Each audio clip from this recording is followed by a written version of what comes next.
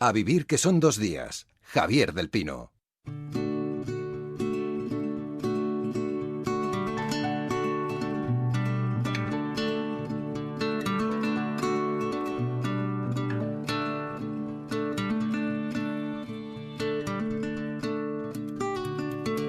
If we were children, I would bake you a mud pie, warm and brown beneath the sun. Never learned to climb a tree, but I would try, just to show you what I'd done. Oh, what I wouldn't do if I had you, babe. I had you. Oh, what I wouldn't do if I had you, babe.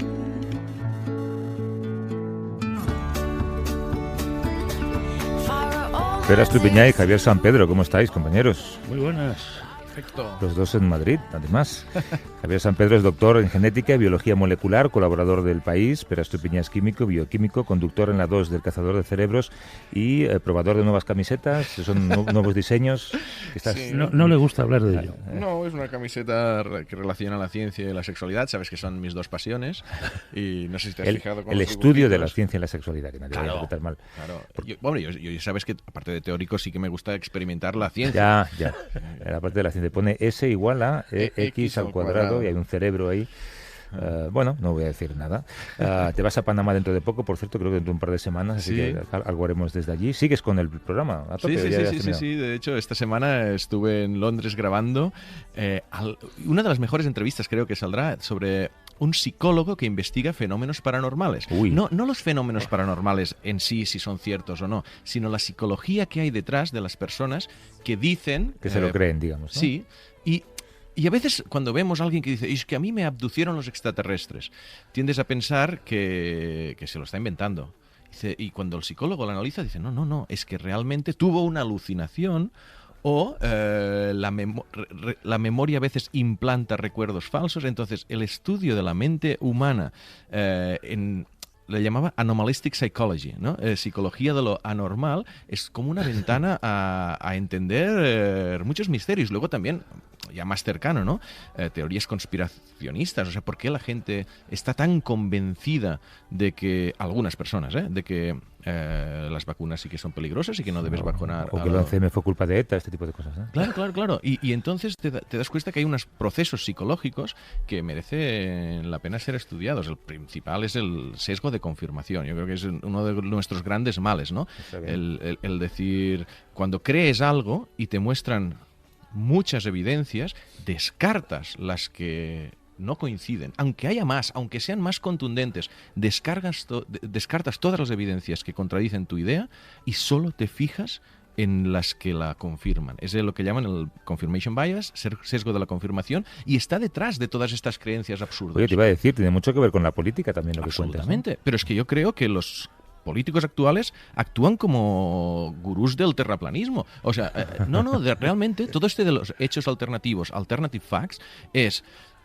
Tú dices cosas aunque sean falsas, que los que están de acuerdo contigo las cogerán, agarran, las sí. expandirán, las harán más grandes y después, aunque aparezca alguien más riguroso diciendo, no, mira, esto no fue así, no tiene el impacto social Yeah. que tuvo el primer boom, ¿no? O sea, Obama es musulmán. Cuando se dijo, claramente el que lo dijo sabía que era mentira, pero sabía que diciendo esto se expandiría y que los que estaban en contra de Obama pues lo cogerían con fuerza y se quedaría ya como sospecha, como... Claro.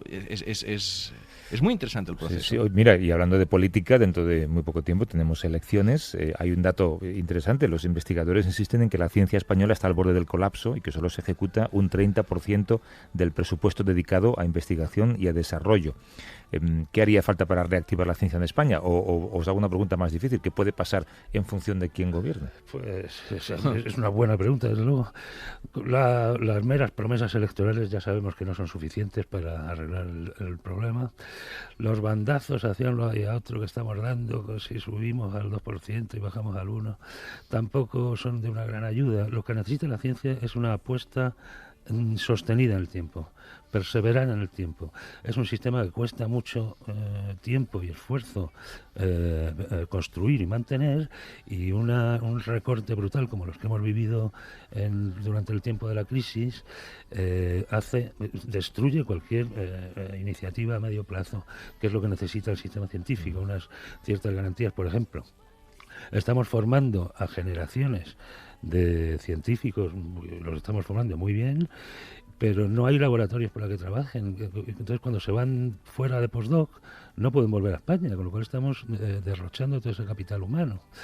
Y lo del 2%, pues ojalá, ¿no? Parece que los grandes partidos están de acuerdo con ese objetivo, ojalá, sería una noticia excelente. No basta con eso, hay que porque que no se ejecuten los presupuestos no tiene que ver con los recortes de los recursos, sino con una especie de aparato burocrático absolutamente absurdo que está impidiendo que incluso lo poco que hay se utilice de una manera racional, ¿no? Claro. Hay un número de teléfono, lo suelo recordar, aunque luego siempre nos quedamos sin tiempo, pero intentamos hacer un esfuerzo. Un número de teléfono disponible por si quieren hacer alguna pregunta científica o recabar la opinión en alguna cuestión que tenga que ver con la ciencia, de algún modo, a Pera y a Javier. Es un número de WhatsApp, por lo que pueden también escribirnos o dejar una nota de voz, y nosotros llamamos de vuelta también, 638-855-349, lo repito, es el número 638-855-349, al final del espacio, dentro de un cuarto de hora más o menos. Si hay un huequito, escuchamos alguno de sus mensajes.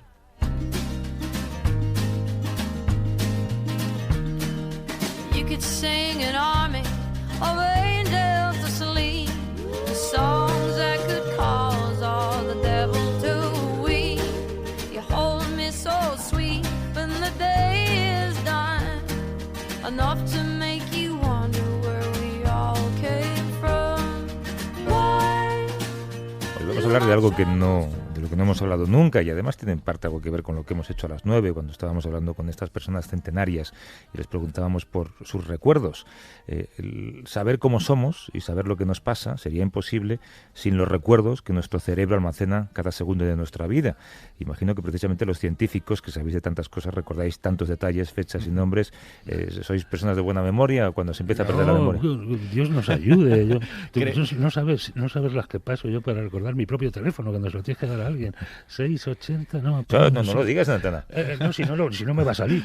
Es interesante la memoria selectiva también, ¿no? Porque es verdad que yo me acuerdo de unos detalles relacionados con lo que me apasiona, y dices, ¿cómo puedo acordarme tantas cosas y después de olvidarme de otras?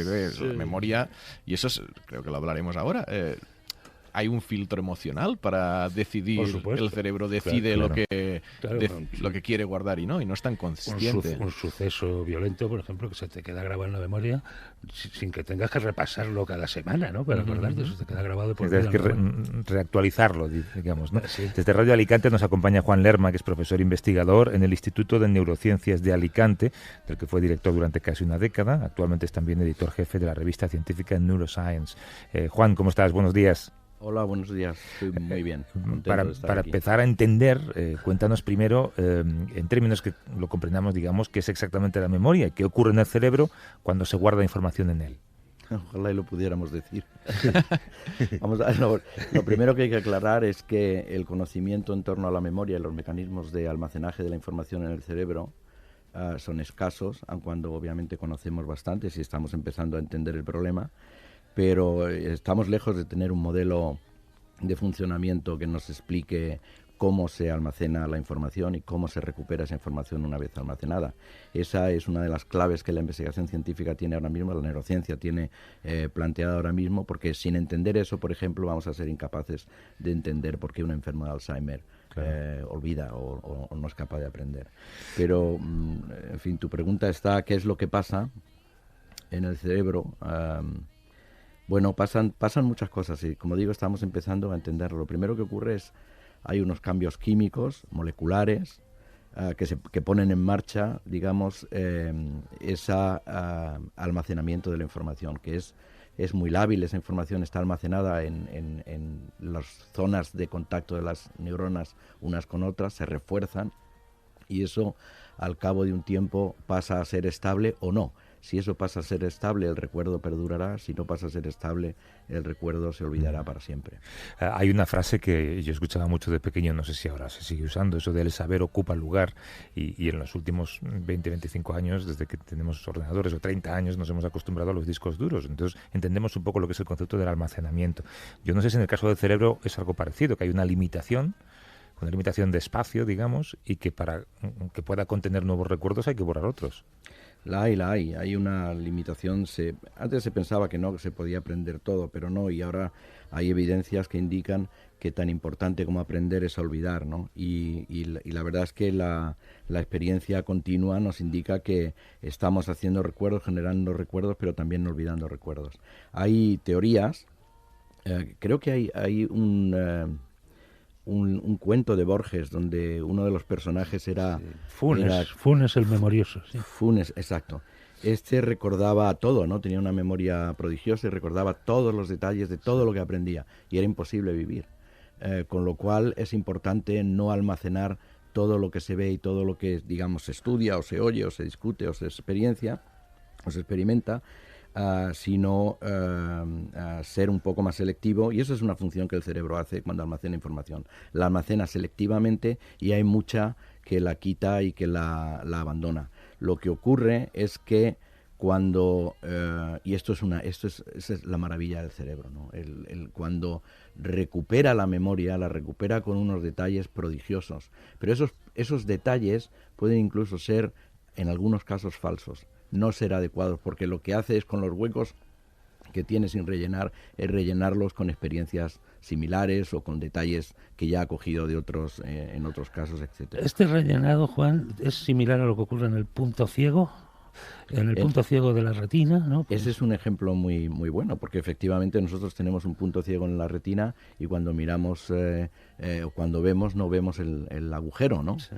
Y hay tests que se pueden ver perfectamente que la imaginación, digamos, el cerebro rellena ese hueco con lo que supone que debería estar ahí. Con lo que supone que debería estar ahí. Sí. Efectivamente, eso es una maravilla. Pero en fin, el cerebro es una cosa maravillosa. Y respecto de la memoria, como digo, que es probablemente una de las funciones esenciales del cerebro, pues si tomamos el cerebro, ¿cuál es la función del cerebro? Bueno, pues es tomar información, procesarla y generar una respuesta de manera simple, ¿no? He puesto de manera simple, generar una respuesta comportamental adecuada. Y esa respuesta no puede ser adecuada si uno no tiene la información almacenada que le permita responder a ese estímulo que está respondiendo. De hecho, recuerdo que una de las grandes cuestiones para contestar en el siglo XXI que la revista Science puso encima de la mesa a principios del siglo era justamente cómo el cerebro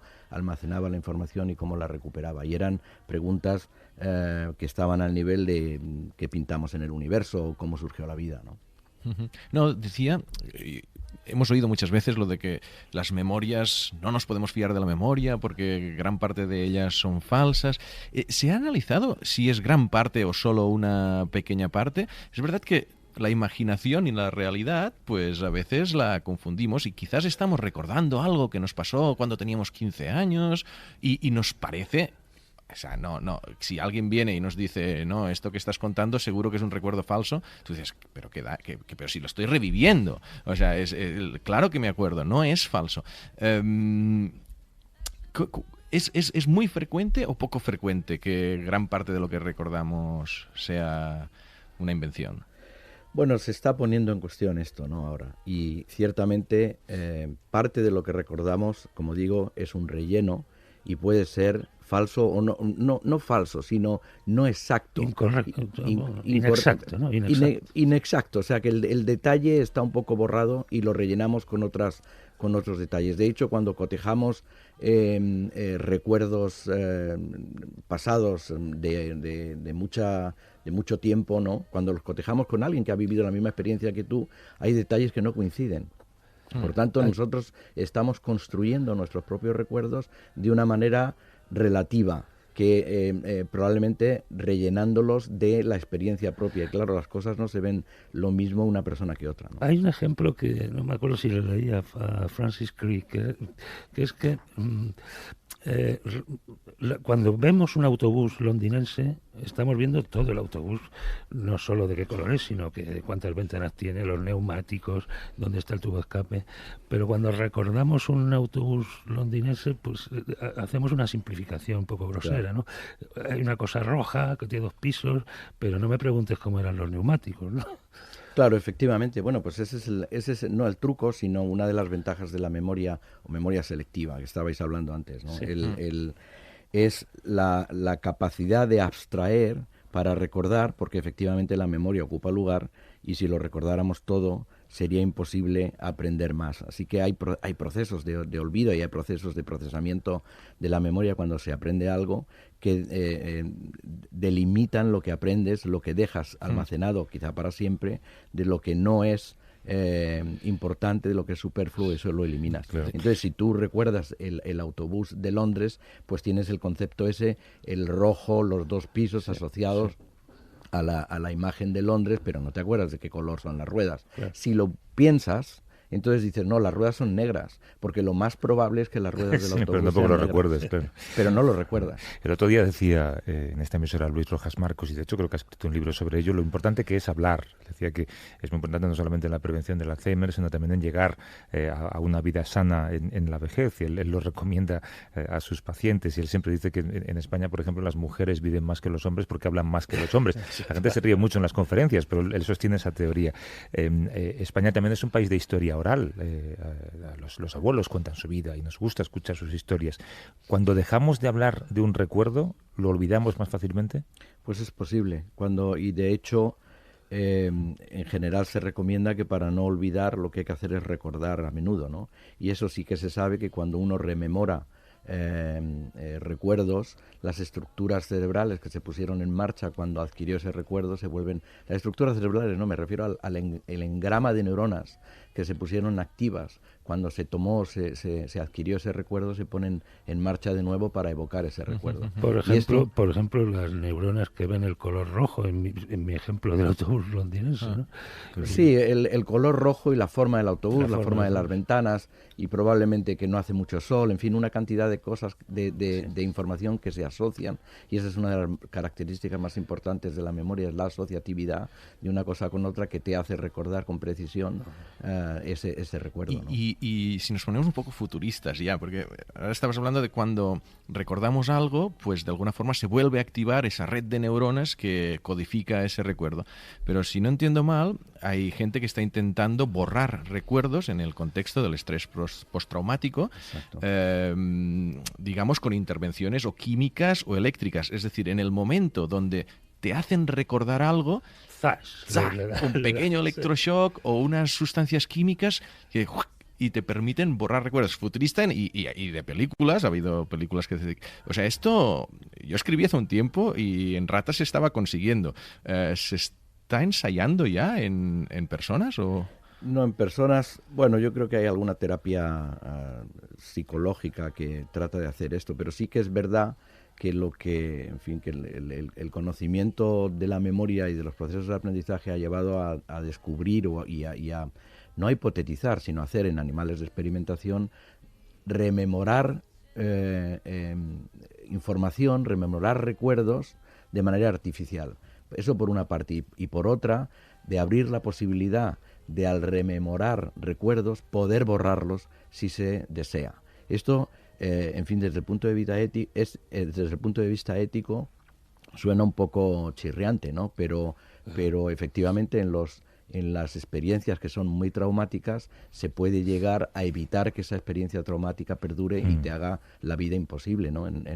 Y eso se puede hacer. Y yo creo que se ha hecho. Y se ha hecho no sé si en humanos, pero sí que en animales se ha hecho. Y eso utiliza una de las propiedades de la memoria, y es que cuando adquirimos la información, luego hay que rememorar y reprocesar esa información para estabilizarla, para consolidarla. Y en el proceso de consolidación es cuando se puede interferir para evitar que se consolide. ¿Cómo se puede interferir? Pues de la manera en que funciona el cerebro, química y eléctrica. Se pueden hacer estimulaciones selectivas o se pueden bloquear procesos químicos y moleculares selectivos para que no tenga lugar el almacenamiento final, ¿no? Siempre hablamos del cerebro, pero estoy pensando en esto que se llama la memoria muscular, que se habla mucho en el deporte, ¿no? De cómo el cuerpo recuerda la manera de, por ejemplo, en el tenis, dar un golpe exacto a una pelota de la misma forma miles y miles de veces, o ¿no? montar en bicicleta. O como los dentistas te dicen cuando sacan una muela, una vez me dijo un dentista, al principio lo notarás todos los días porque la lengua va al hueco, pero luego la lengua se acostumbra y se olvida de que hay un hueco, ¿no? Ya. Pero estamos hablando del cerebro al final. Estamos hablando del cerebro, la memoria no, digo, la lengua no recuerda nada y el músculo tampoco. Es el cerebro el que hace funcionar el músculo y con una precisión absoluta anticiparse y prever dónde va a ir la pelota del tenis, si está jugando al tenis, para poner la raqueta y golpearla. Esto, en fin, esto es memoria, lo que pasa es que se llama memoria motora, o memoria de procedimiento. Sí. O procedural, que no tiene que ver con la memoria declarativa, que es justamente lo que estamos haciendo cuando ahora mismo... Es como tu manera de andar también, ¿no? Pues pertenece a la memoria. Sí. Cuando uno aprende a subir en bicicleta, a andar en bicicleta, pues ya no se acuerda de que tiene que... No lo recuerda, eso es una memoria un poco automática, ¿no? Es una habilidad. E incluso en personas amnésicas se mantiene esa memoria motora, ¿no es cierto? Exactamente. Porque depende de otras zonas del cerebro, sí. y es prácticamente automática. Y una última, es una curiosidad, o sea, personas que en edad adulta empiezan a perder la memoria, hay a veces paradojas de que recuerdan unas cosas y no otras, o sea, ¿se sabe por qué unos recuerdos es que están mucho más fijos que otros? Pues no sé, yo creo que eso no se sabe, son de las grandes preguntas, como digo, nosotros estamos rellenando un rompecabezas y ese rompecabezas tiene muchísimos agujeros, ¿no? Yo creo que se ve un poco lo que quiere decir el rompecabezas, el significado global, pero tenemos muchísimas preguntas por contestar y ese tipo de detalles yo no creo que se tenga ahora mismo un conocimiento para poder hacerlo. ¿Por qué se almacena un recuerdo y por qué otro no? Pues tiene que ver con la circunstancia, tiene que ver con el contexto, tiene que ver con el estado emocional, tiene que ver con muchas cosas. Ahora, cómo todo eso se engrana para generar un recuerdo y otro no, pues, en fin, es tarea que nos va a tomar tiempo desentrañar. Mucho tiempo.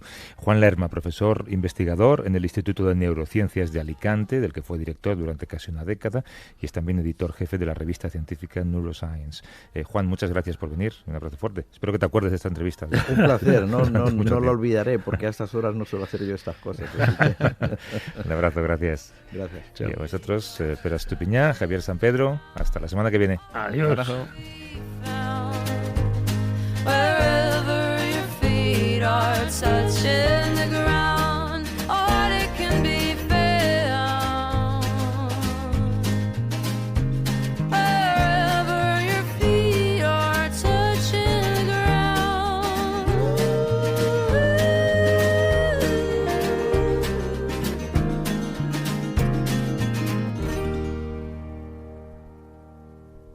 A vivir que son 2 días. Javier del Pino.